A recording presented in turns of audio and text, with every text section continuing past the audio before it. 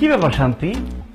বাসর ঘরে নতুন বউ খাটে বসে থাকবে ঘুমটা দিয়ে, জামাই এসে ঘুমটা আস্তে করে সরাবে, নতুন বউয়ের মুখটা দেখবে, তুমি খাটে না বসে এখানে দাঁড়ায় আছো কেন? তারা থাকবো না তো কি করব? এই বাসর ঘর সাজানো আমার একদম পছন্দ হয় নাই। এটা কোন ডিজাইন হইলো? কোন এটা বাসর ঘরে জাতের মধ্যে পড়ে? কোন গাধার বাচ্চা এই বাসর ঘর সাজাইছে? গাধা না বৌমা, এই বাসর সাজিয়েছে একটা গাধি। মানে মানে বাসর ঘরটা আমি সাজাইছি বৌমা।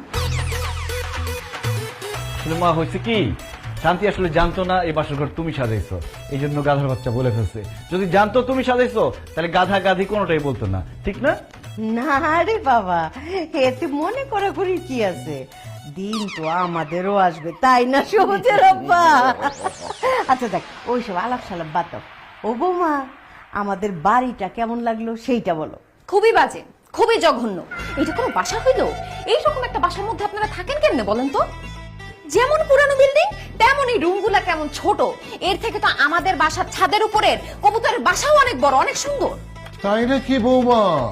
ও সবুজ, তোর এই বাসায় থাকার দরকার নাই, তোর শ্বশুর বাড়িতে গিয়ে কবুতরের বাসায় থাক, কি বলো? আব্বা